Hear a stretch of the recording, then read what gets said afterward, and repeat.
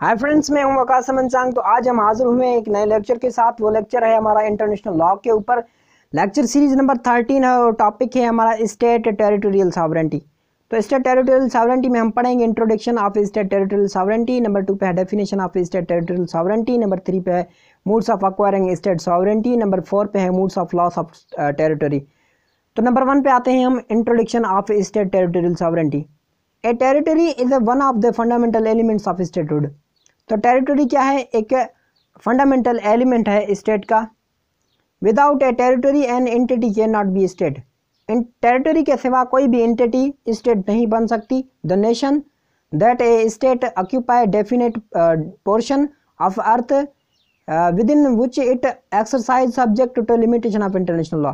अगर किसी भी नेशन ने, स्टेट ने अर्थ का कोई पोर्शन उसने ऑक्यूपाई कर लिया है और वहाँ पे subject to limitation of international law exercise कर रही है, मतलब एक्सरसाइज कर रही है जो इंटरनेशनल लॉ के जो रूल्स और रेगुलेशन है उसके तहत एक्सरसाइज कर रही है, तो इसे हम टेरिटोरियल सॉवरेंटी बोलेंगे।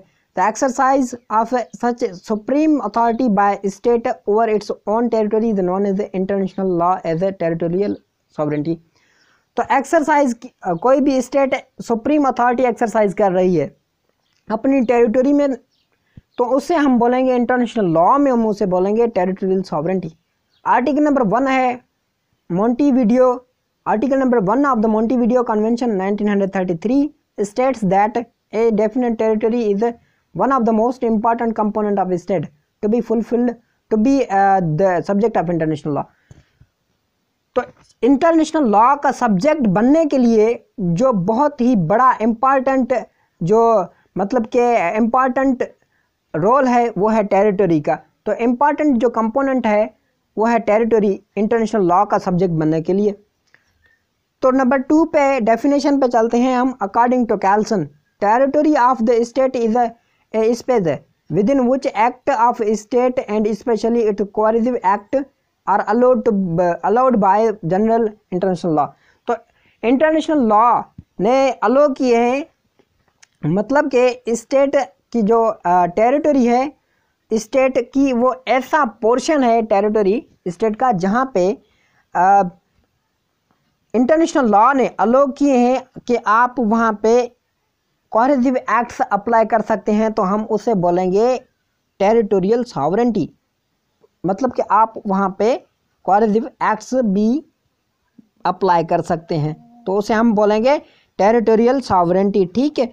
तो modes of acquiring territorial sovereignty. तो modes of acquiring state sovereignty, state की सॉवरेंटी अख्तियार करने के लिए कौन से तरीके होते हैं? नंबर 1 पे आता है ऑक्यूपेशन। नंबर 2 पे आता है प्रिस्क्रिप्शन। नंबर 3 पे है सेशन। नंबर 4 पे है असर्शन। नंबर 5 पे है एनेक्सिएशन और कॉन्क्वेस्ट। तो ये 5 मूड्स हैं acquiring the states of sovereignty. ठीक है। सॉवरेंटी अख्तियार करने के लिए ये 5 किस्म हैं। ठीक। नंबर 1 पे आते हैं हम occupation. Occupation is an original mode of acquisition by a state of a little to a territory, title to a territory. It implies the establishment of sovereignty over a territory not under the authority of any other state for the title of acquired through occupation to be final and valid under the international law. तो इस जो occupation में आप क्या करेंगे? Territory के ऊपर आप अपनी सॉवरेंटी अख्तियार करेंगे। एक ऐसी टेरिटरी जो किसी और स्टेट के अंडर में ना हो, तो आप उसको जो आप उसके ऊपर अपनी सॉवरेंटी अप्लाई करना चाहते हैं, तो ये एक फुल एंड फाइनल वैलिड है इंटरनेशनल लॉ के अंदर। मतलब कि आप किसी से अपनी स्टेट की टेरिटरी छीन तो नहीं रहे, आप एक अपनी जो मतलब कि एक ऐसी टेरिटरी पड़ी हुई है, तो आप उसके ऊपर अपनी क्या कर रहे हैं? अपनी सॉवरेंटी अख्तियार करना चाहते हैं, तो आप कर सकते हैं। फुल एंड फाइनल तौर पे वैलिड है इंटरनेशनल लॉ में। The state acquire the territory must formally announce the territory has been taken possession of and that it is intended to keep it under its sovereignty। तो पहले आपको acquire करने के बाद आप क्या करेंगे? उसको फॉर्मली तौर पे आप अनाउंस करेंगे कि ये जो टेरिटरी है ये मैंने हासिल कर ली है। ठीक है। और आप क्या करेंगे? उसके ऊपर इंटेंशन होगी आपकी ऊपर, उसके ऊपर सॉवरेंटी अख्तियार करने के लिए। ठीक है। आप आपको पहले उसकी इंटेंशन बनानी पड़ेगी कि मैं इसकी सॉवरेनिटी अप्लाई कर रहा हूँ, ठीक है। After taking position after taking acquiring the territory must formally announce that the territory has been taken possession of and it intended to keep it under sovereignty, ठीक है। तो ये मैंने बयान किया, after the taking position the possessor must establish some kinds of administration thereon which shows that the possession really governs the territory.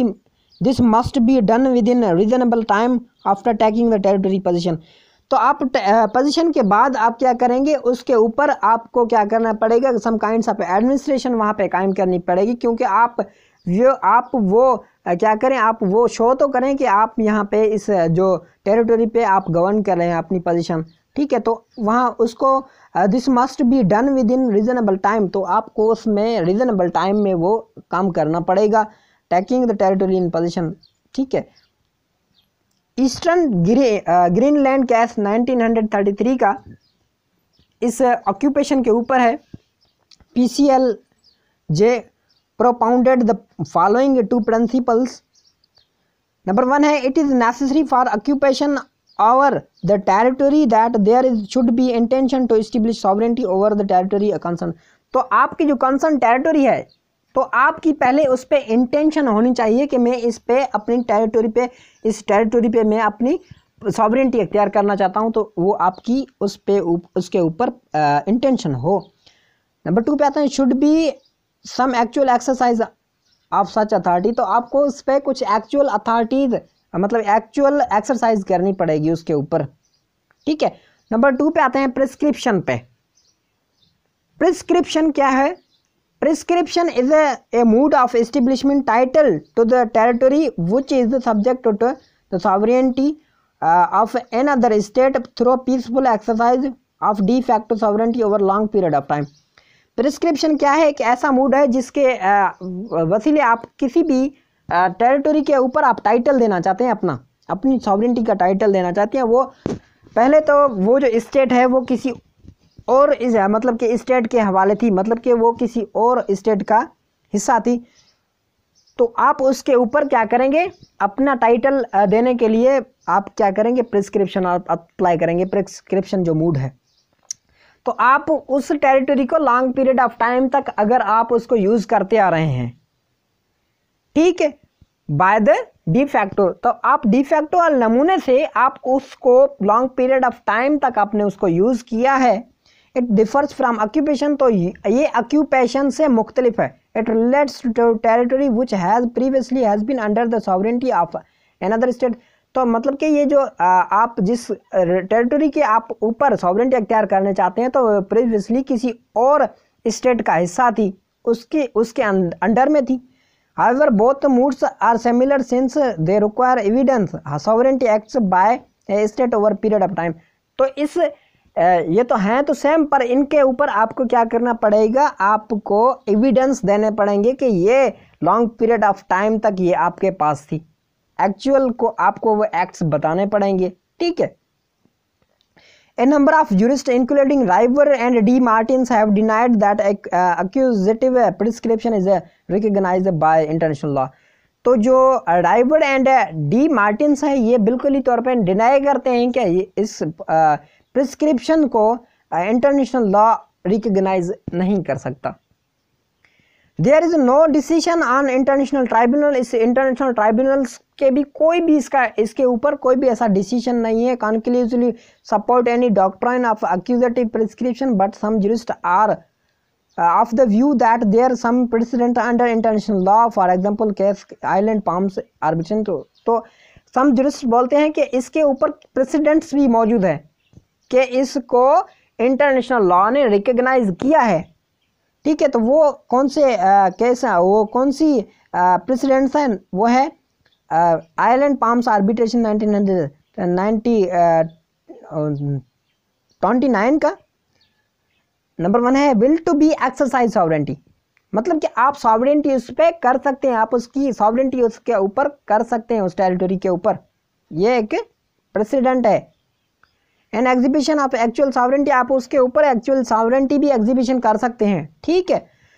Therefore, a state may acquire some territory by prescription only when some condition fulfilled.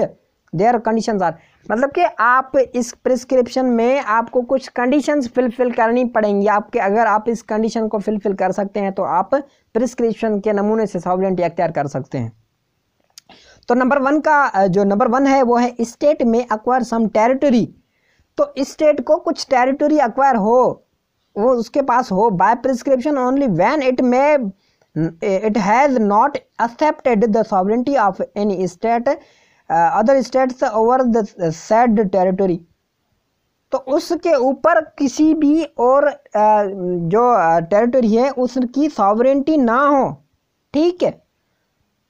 और number 2 पे है position should be A peaceful and non interrupted. आप जो position आपके पास है वो peaceful position हो, not interrupted, interrupted हो ही ना, अनइंटरप्टेड हो। Position should be in public, वो जो पोजीशन है वो पब्लिक के पास हो। Position should be for definite period, आपके पास जो पोजीशन है वो डेफिनेट पीरियड तक हो, आप तब ही इस प्रिस्क्रिप्शन के नमूने से आप पोजीशन हासिल कर सकते हैं। तो इसके ऊर कसम केस है, फ्रंटियर लैंड केस है, and case concerning the temple of Preah 1962। तो ये केसेस हैं इसके ऊपर, प्रिस्क्रिप्शन के ऊपर, ठीक है। तो नंबर 3 पे आते हैं हम, वो है session. Number 3 session. Session is an important method acquiring territorial sovereignty. एक इम्पॉर्टेंट मेथड है टेरिटोरी मतलब के सॉवरेनिटी अख्तियार करने के लिए, कोई भी टेरिटरी सॉवरेनिटी अख्तियार करने के लिए एक बड़ा अहम मेथड है cession. Cession of a territory is the transfer of sovereignty from one sovereign to another. तो सॉवरेनिटी क्या करे, एक सॉवरेन स्टेट अपनी सॉवरेनिटी क्या कर दे, ट्रांसफर कर दे अपनी सॉवरेनिटी किसी और स्टेट को, तो उसे हम बोलेंगे cession. It basis lies in intention of the concerned parties to transfer sovereignty over the territory. तो क्या करें, आप किसी कंसर्न्ड पार्टी को आप अपनी टेरिटरी ट्रांसफर कर दें, ठीक है। आप एक स्टेट दूसरी स्टेट को क्या कर दे, टेरिटरी, आप टेरिटोरियल सॉवरेनिटी आप उसको दे दें, तो उसे हम सेशन बोलेंगे। सेशन ऑफ टेरिटरी में भी वॉलंटरी, ठीक है। तो वो वॉलंटरी भी हो सकती है as result of purchase, purchase कर लें आप, ठीक है। हमारी जो स्टेट है वो कोई किसी और स्टेट को परचेज कर सकती है, ठीक है। एंड एक्सचेंज, यहाँ हम अपनी स्टेट किसी स्टेट से हम क्या कर लें, एक्सचेंज कर लें। एक गिफ्ट भी हो सकती है, मैं गिफ्ट दे दूं, मतलब कि हम हमारे जो पाकिस्तान की स्टेट है वो किसी को आप गिफ्ट कर दें, आपकी मर्जी है। वॉलंटरी मर्ज हो जाएं, वो भी आपकी मर्जी है। और एनी अदर वॉलंटरी मैनर, तो कोई भी और वॉलंटरी मैनर आप अप्लाई कर सकते हैं, तो सेशन के नमूने से। और it may be made under compulsion as a result of war और any use of force against ceding state. यहाँ कोई आप क्या करें, फोर्स लगा दें।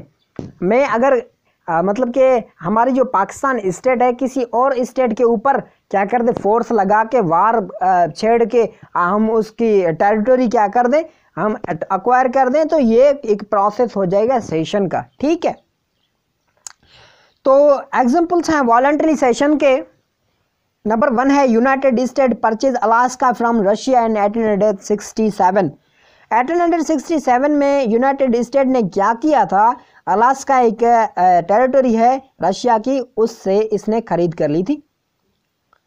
Exchange of portion of Bessarabia by Romania to Russia and exchange of Dobrudja in 1878। तो ये भी क्या किया, इन्होंने पोर्शन को एक्सचेंज किया था, ठीक है। और नंबर 3 पे आते हैं फ्रांस को गिफ्ट ऑफ वेनाइस तो Italy in 1860 and voluntary merge Republic of taxes into the United states, ठीक है। यहाँ पे क्या कर रहा है, वॉलंटरी मर्ज हो गए थे Republic taxes in United Nations में, क्या किया था, मर्ज हो गई थी। और फ्रांसिस ने गिफ्ट किया था वेनाइस को, इटली को जो वेनाइस है वो गिफ्ट किया था, ठीक है। तो ये वॉलंटरी सेशन के जो नमूने हैं, मतलब कि अभी आते हैं हम example of cession as a result of war. The cession of Germany by France of the region of Alsace and Lorraine in 1871 and the merger of Korea into Japan। तो ये क्या है, वार के नमूने से आप सेशन कर रही है, अब मतलब कि आपने अक्वायर जो की है टेरिटरी वो वार करके, जर्मनी ने क्या किया, फ्रांस से वार करके उसका जो अलाइस जो रीजन था वो उसने अक्वायर कर लिया था 1871 में। ठीक है। तो नंबर 4 पे हम आते हैं असर्शन पे। असर्शन क्या है? Where a new territory is added mainly through natural causes. अगर कोई नेचुरल कैसेज आ जाते हैं, मतलब क्या नेचुरली तौर पे जो इवेंट्स हो रहे हैं, नेचुरल इवेंट्स, उसके तरीके से क्या अगर कोई भी टेरिटरी एडिड हो जाती है, आते हैं कैसे? Accretion is the addition of new territory to the existing territory of the state by operation of nature and by drying up of a river over the recession of sea और the recession of सी। तो क्या है यहाँ पे, क्या हो रही है? ड्राइंग अप ऑफ रिवर, मतलब कि ये नेचुरल काज है, आपकी रिवर का पानी सूख जाता है, ठीक है। तो वहाँ से जो पोर्शन निकलता है हम उसे बोलेंगे कि ये क्या हुआ है? टेरिटरी, एक नई टेरिटरी ऐड हो रही है, मतलब कि वो पोर्शन हमारे, अगर कोई भी स्टेट का जो पानी वाला हिस्सा है वो सूख जाए और वो स्टेट की मतलब टेरिटरी में आ जाए, तो वो एक गॉड गिफ्टेड मतलब के इवेंट है, ठीक। ड्राइंग अप ऑफ रिवर और the recession of sea. Example of such process the creation of island in river mouth, river mouth. तो कहीं पे भी आप देखिए ना कि आइलैंड निकल आते हैं, अगर वो कहाँ पे आइलैंड आ गया, जैसे ऑस्ट्रेलिया के हम बोलते हैं कि ये भी आइलैंड पे है, ठीक है। तो ये भी एक आइलैंड है, वहाँ पे भी टेरिटरी अख्तियार कर ली, तो ये क्या है? ये क्रिएशन है, ठीक है, गॉड क्रिएशन है। मतलब क्या, गॉड आपको गिफ्ट देता है कि लें आप अपनी क्या कर दें, टेरिटरी एक्वायर कर लें। The drawing up of the change in the course of boundary river, ठीक है, मतलब क्या ड्राइंग अप हो गए, रिवर ड्राई अप हो गई तो वहाँ पे बाउंड्री बन गई, तो वो भी क्या हो गई? वो भी स्टेट की जो टेरिटरी है वो एक्वायर हो गई, ठीक है। और इमर्जिंग आइलैंड आफ्टर एरप्शन और under sea volcano, the volcano के नमूने से जो आइलैंड निकल आते हैं, तो वो भी एक इमर्जिंग मतलब कि वहाँ पे जो आइलैंड इमर्ज हो जाते हैं, तो वो भी एक टाइप है असर्शन का। तो नंबर 5 पे आते हैं एनेक्सिएशन और conquest. Conquest is an act of defeating an opponent state and occupying all the part of its territory. Annexation is the extension of the sovereignty over the territory by its inclusion into the state. तो एनेक्सिएशन या conquest एक ऐसा process है जिसके ज़रिए आप क्या करके डिफेट करें, डिफीटिंग करें, एक स्टेट को आप क्या करें, उससे लड़ाई करें, वार लगा के आप उससे क्या कर लें, उसका पोर्शन आप छीन लें, या उससे मतलब कि इस एनेक्सिएशन को हम ऐसे भी बोलें कि आप क्या कर रहे हैं, एक्सटेंशन ऑफ सॉवरेंटी, अपनी सॉवरेंटी को आप बढ़ा रहे हैं, तो ये है एनेक्सिएशन का process. While the acquisition of the territory through conquest followed by the annexation, which was accepted moves acquiring title to territory under traditional international law, it's not it is not longer legal as a modern times। तो ये modern time पे कोई भी ऐसा legal नहीं है, पर एक अंडर ट्रेडिशनल लॉ में ये इसको हम बोल दें कि ये लीगल है ट्रेडिशनल लॉ के तरीके से, पर ये जो मॉडर्न तरीके जो चल रहे हैं, तो इस मॉडर्न टाइम में ये इसको हम बोलेंगे कि ये इलीगल है, ठीक है। The acquisition of territory through the use of force outlawed by paragraph 4 of the article 2 of the charter of the United Nations, which oblige the member of states of refrain from the use of force against territory, integrity, political independence of any state। तो इस charter of United nation article number 2 में paragraph number 4 में बयान किया गया था कि कोई भी स्टेट उस अपना फोर्स अप्लाई करके किसी भी स्टेट के मतलब ऊपर अपना फोर्स अप्लाई करके कोई भी स्टेट की कोई भी टेरिटरी एक्वायर नहीं कर सकता। This same principle reframed in 1970 general assembly, ये भी क्या रिफ्रेम्ड किया था जनरल असेंबली ने 1970 में। Declaration on the principles of international law concerning friendly relations cooperation among state in accordance with the charter of United. तो यूनाइटेड स्टेट्स का जो चार्टर था, इसके नमूने से इस जनरल असेंबली में बोला, इसने डिक्लेयर किया कि प्रिंसिपल्स जो इंटरनेशनल लॉ में दिए गए हैं, फ्रेंडली रिलेशन करें, आप कोऑपरेशन करें एक दूसरे से, आप ऐसे ना करें कि आप किसी भी स्टेट से लड़ के आप उसे अपना जो अपने नहीं पर उसकी जो टेरिटरी है वो क्या कर लें, सॉवरेन कर लें, मतलब उसकी टेरिटरी पे आप कब्जा कर लें। This declaration adds that the territory of a state shall not be the object of acquisition by another state resulting from threat or use force and that no territorial acquisition resulting from act shall be recognized as legal। तो ऐसे तरीके से अगर आपने कोई भी state को acquire कर लिया, आपने कोई भी टेरिटरी अक्वायर कर ली, तो हम उसको लीगली तौर पे हम उसको नहीं तस्लीम करेंगे, हम उसको रिकॉग्नाइज नहीं करेंगे कि ये एक टेरिटरी आपकी सॉवरेनिटी में आती है। तो ये थी हमारी एनेक्सिएशन एंड कॉन्क्वेस्ट। तो अभी हम आते हैं moods of loss of territory. तो आप अगर लॉस कर देते हैं, टेरिटरी लॉस करने की कौन से मूड्स हैं? सेशन है, ऑपरेशन ऑफ नेचर है, सब्जुगेशन है, प्रिस्क्रिप्शन है, डिक्लेरेशन है या केयरलेसनेस।